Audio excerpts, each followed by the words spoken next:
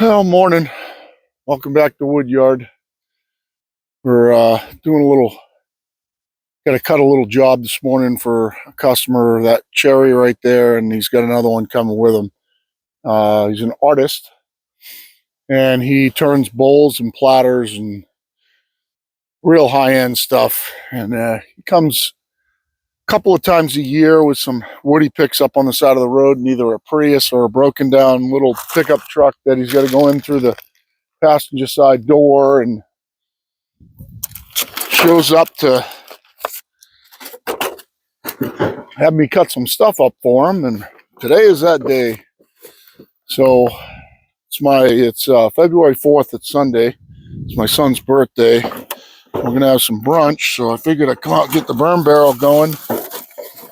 And what you guys don't know is that I already started this video once, and I think I found something out about these cheapo $12 mic and receiver. And that is that if I walk away out of range, they shut off. So I had to restart the video. I'm kind of reviewing this. I'll buy a more expensive mic if these don't work, but the sound quality is good and the noise canceling is good. I had this fire going before. I might put through the Christmas tree in there. It went up like a torch. And the wood that I threw in here really kind of never caught. So I went in search of some stuff to get it going. When I did, my mic shut off. So see if we can get some of this small kind of kindling wood going here. As long as I can get some kind of fire going in here, this thing will burn like a torch.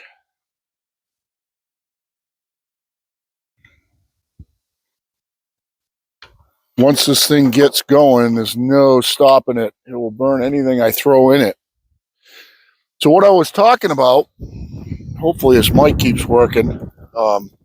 It's pretty cold out today. It's in the 20s. It's been kind of spurts off and on, freezing cold this winter at times, and then at times it's been unbelievable. It's been beautiful out. So we're kind of still in, come on, stuff. You can get going. Come on, sticks. We're still kind of in, it's trying. Those sticks should go right up. We're still kind of in one of these little cold stretches. It looks like it's going to end later this week. And I was talking about doing the 1-year review on the Norwood that's coming up. And if I have time here, I want to talk a little bit about the forestry business that we started and what I would do different in 1 year in. And the first thing that I had decided that I would have done different in the forestry business if I had it to do over. Oh yeah, come on, baby. If I had it to do over,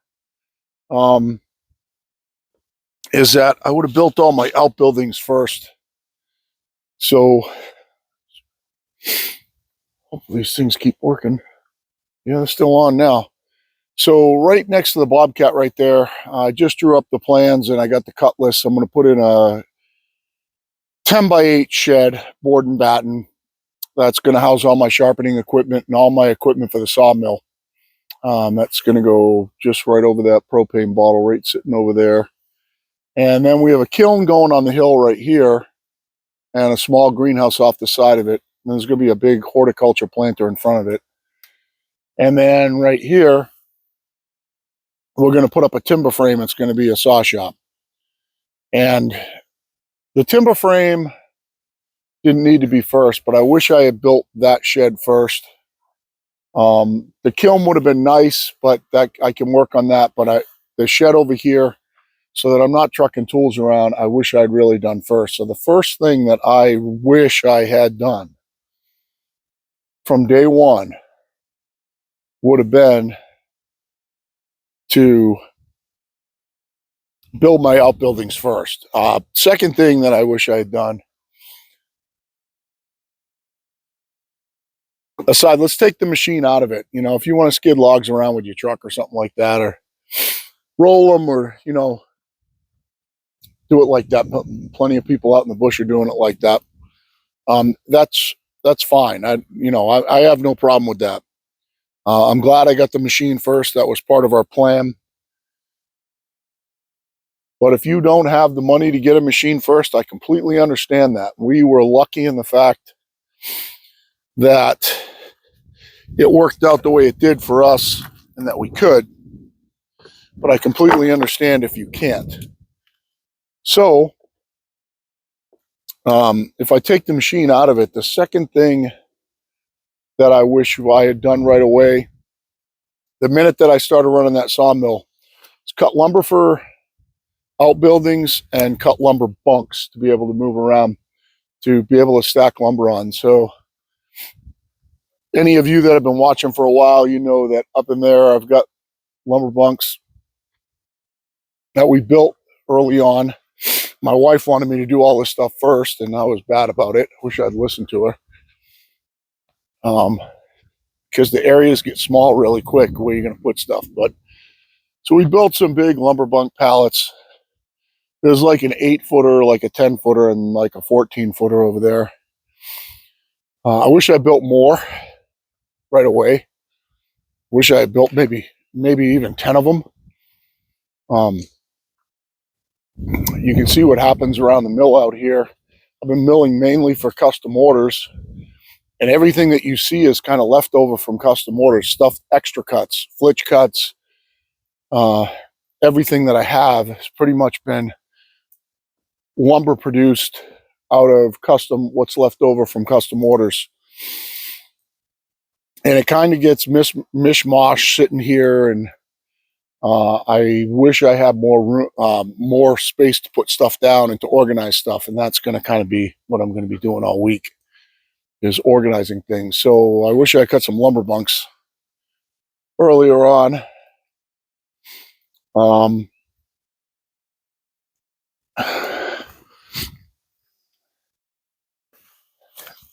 That's kind of 1 and 2.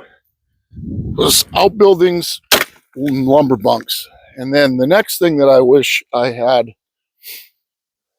done better in the beginning was oh, nice, going good now. Been a little more selective about the logs that I brought in. I have a ton of logs here. Pretty good variety too. I like the variety factor. I have real good variety. Kind of pan you around, but I have got up top, up here, those are ones that are just getting dropped off. It's mostly pine, spruce, pitch pine, white pine, spruce, and there's some good black locust logs in there. And then you can see I've got some more logs sitting over there. That's mostly white pine, pitch pine, and black locust. I've got a bunch of cedar over here, and that's kind of a firewood pile too. Then this pile I've thinned down dramatically. Most of it I ended up moving over here when I clean this area up, and those have got to get gone. I want this whole area back, so I'm going to move that whole pile, and that is pretty much all pine and spruce. And then up on top of the hill here, I've got a whole bunch of black oak and white oak and elm, and then various piles up there of stuff that I just had to move to get out of my way. So I wish I'd been a little more selective in the beginning about what I brought in. I could have definitely done it better. I could have had some better, definitely better organization about it.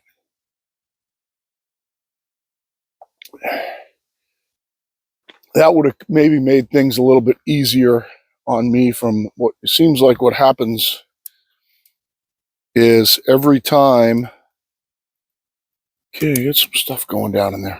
Every time that I need to have to cut an order, seems like I got to go searching with piles for what I'm going to cut.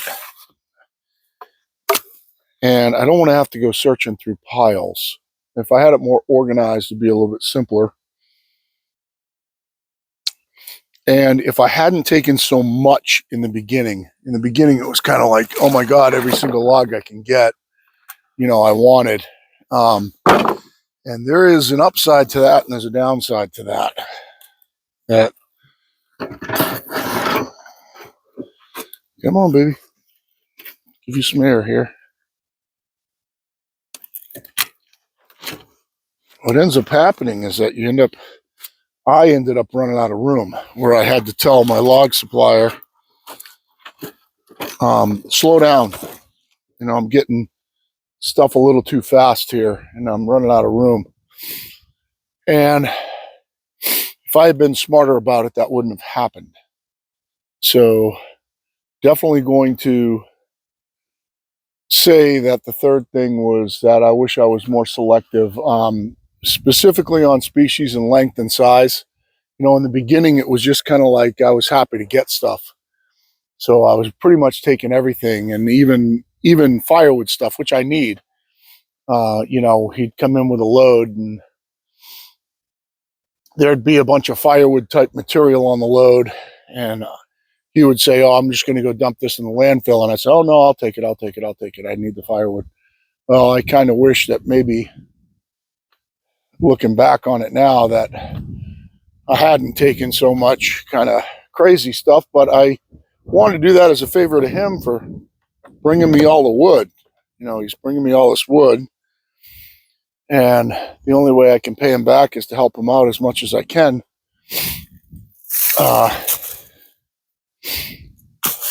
By taking what he needs to get rid of. I understand that it's not only just what I need, but it's what he needs too, and he's being really good about giving me stuff and giving me good quality logs. And I want to make sure, this isn't a situation where I'm paying for a log load. These guys are giving this stuff to me. So when they're giving it to you, you want to treat them as good as you can. And believe me, if he asked me for money, I'd give it to him. There we go. It's cooking in there. If he asked me for money, I'd give it to him. I'm not looking for everything for free, but I'm certainly not going to turn it away if it's free either. And right now, every single log on this property that I have here came in for free. And I think, especially when you start selling stuff, it's really important to make those connections and have that stuff coming in versus just, if you think that you're going to start a business and be paying for tractor trailer loads of logs, you're going to blow you, like we used to say in the seafood business, you're going to blow your brains out when times get thin and you got a ton of money out. It's nice when the local tree guys, granted you got to deal with metal and stuff like that, but when the local tree guys are dropping stuff off for free that you can make money with, that's a mega bonus. That's a home run, as we say in business. And you want to hit the home runs if you can. A lot of this wood over here that you see me thumbing through is, I sell for craft wood for people that make signs and stuff like that, like $5 a piece. I like to have a variety around, so a lot of it I don't want to burn. A lot of the small little cool pieces like this piece of cherry right here, or a piece of maple, there's some elm, there's some pine here, there's some cedar, things like that people will just come in and grab and say, oh, I just want to make a sign, or crafty type of stuff. It's great to have it lying around for people that to take, gets them in the yard. One thing that I found about the business is the key to selling stuff is to get people in the yard. Once they come, they will buy stuff. I'm going to take you with me so I don't walk out of range of the camera and lose my, I'm going to go off camera for a second. I might have a couple of pieces over here I can burn. Everything's kind of frozen to the ground here, but the great part about this burn barrel with my little air intake on the bottom that I showed you in the video that you're never going to see is that when it gets burning, there is no stopping it. You can throw anything in here wet, it doesn't matter. When that thing gets cooking and it gets a good bed of coals in it, it will burn whatever you throw in there in minutes. It's really amazing. Let's take a, it's going to be a pretty short video. Let me see how long we're in here. 15 minutes. So, I think recap. I would have cut out building and log bunks first, for sure. I would have been more selective about what I brought in for lumber a little bit, especially in, not so much in species, but in length. I think that I would have liked to say, if I could, and you can't always, because, you know, these guys are out in the field and they're dealing with minis and things like that, so they can't move everything in the world. But, you know, the one thing that's great for them is when they don't have to cut it up. You know, cutting it up costs them money. To throw it out in the landfill, they have to cut it up in logs, in like log lengths, like say they won't take anything over a certain size, like 24 inches long. So they got to cut all the trees up, and that costs them money. There's metal, and you know, they got chainsaw chains, and they're working in dirt and out in the field and blah blah blah blah blah. So when they can leave it in long logs, that helps them out a ton. So I think another thing I wish I had done was just say, you know, I want 16 footers. I think that having longer logs, even if you have to cut them up, gives you a lot of flexibility. I am constantly now fighting log length on custom cutting projects here. I just dealt with it all day yesterday. Project that we're cutting. It's a simple project. It's only, I got to cut a couple of beams and a countertop for a veteran center. It's going to be a charity job. My wife's on the board. And it would have been a simple project, but the way they framed this knee wall where the countertop's going on top of is, they framed it out at like 17.4, and that really created a problem with the size countertop on the length. Now, I might rip out some of their framing, and unfortunately they did for free, and reframe it a little bit shorter. We're trying to deal with some options because I don't have a log here long enough and wide enough to be able to cut the countertop that my wife wants to put in there. So if I had had a little more flexibility in that respect, that would have helped. I don't want to burn this walnut. Maybe this little piece right here. I can burn this little chunk of walnuts pretty dry. Just want to get this thing going before I go in for my son's brunch. When that fire starts climbing up that, it's really going to go.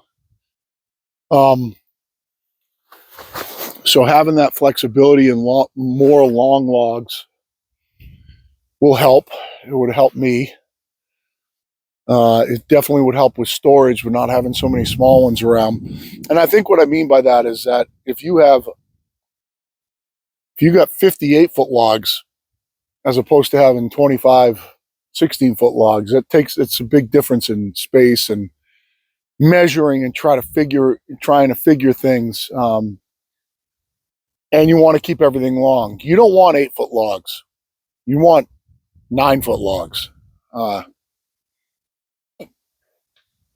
You're not going to be cutting lumber. If you got people that need 8-footers and they need 8-footers, you're not going to be cutting them out of an 8-foot log. You're going to be cutting them out of a 9-foot log. You're going to want your lumber to end at 8'6" for a minimum. Now I know when you go to the big box store, it's 8'3/4", 8-foot ½ inch, 8-foot quarter-inch, whatever. But for the rest of us out here, when we don't have all the processing equipment and finishing equipment to do that stuff at scale, you kind of just want to cut everything long. And I'll cut an extra board for every order, or even an extra 2, because I end up with so much waste. Well, not waste, but stock. I end up with stuff sitting around like this. Tons and tons and tons of stock from flitch cuts and slab cuts and this, that, and the other thing. Slab cuts that I have to process down into boards. This white oak order particularly, you look at the white oak sitting around here and some of the white oak that I just threw in the bin, there's boards in there now. There's a lot of metal in this, so I'm not gonna cut boards out of that. That's all gonna become firewood. I don't know, if you guys watch the video, you go back and watch the video. I roached 5 bands on this project. So this is a bad example, but if there was no metal in this, there's boards, there's valuable white oak boards down there in those slab cuts. There's plenty of board in that. There's plenty of board in that one sitting over there.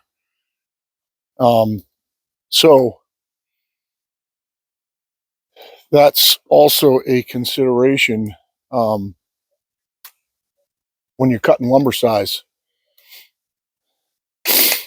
A lot of times, like I said, I'll give them an extra board. If they need 20 10-footers, let's just say 1x8s, I'll cut them. I'll give them 22, 23 in case one's no good or one's too crooked or whatever. But you need the flexibility and size to do that. And I'm going to burn everything that comes off them. So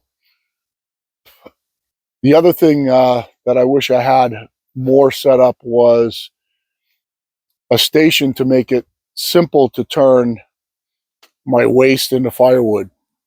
And I'll be working on that this week. I don't know if you can see behind me over there, but you can see I took a bunch of my firewood pile that used to be right here and moved it over into the trees over there. And you can see there's a bunch of slab wood and stuff in there. That needs to all get processed into firewood. So I wish I had set up probably early on when I was doing outbuildings, an area somewhere here that was just dedicated to processing firewood, where the splitter can live. I'm constantly moving the splitter around now.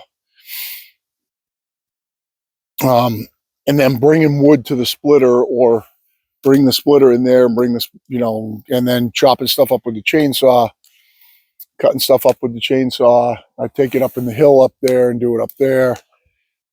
Just load the bucket on the Bobcat and then take it out, throw it in the campwood bin, or bring it in the house for firewood. And you can see this area over here where I've been working the last week, processing through stuff. And this stuff is all sapwood off of pines that was too wet to bring in. But I'm processing through this stuff nonstop. So I wish I had set up an area that made it easier for that. Now, if you got an area to have a big burn pit, that will really help. I think that, I kind of just got this barrel moved over here, but I almost wish that the whole time I had this barrel here, so I almost could have a fire every day and the stuff's coming off.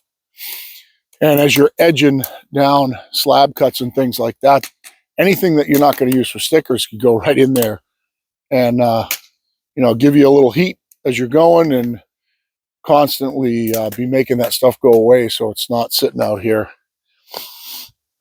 like ending up in that pile and things like that. Now, a lot of it goes in the campwood bin, which is good, but a lot of it could go right in there and just go right away, so that I don't end up with a cleanup day where I have to just come out here and just clean up this area, because this area will get buried in wood, like that wood over there, but it'll be all over here piled up next to the mill when I'm cutting a lot. One thing that we did do right I think we're going to be coming to the end of the video here, but was make these monster sawhorses and have a table out here. These monster sawhorses have been great, and I think that would be, you know, that's one thing that we did right, was make those early on. It's really convenient to be able to pull lumber off and stack up on top of.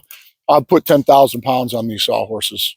Easy, cutting big orders where they were multiple big logs, like that huge pine sitting up on top, that I had to cut multiple huge logs for the order and put the whole orders, yeah, as I was cutting through it up on top of these, and it held them fine.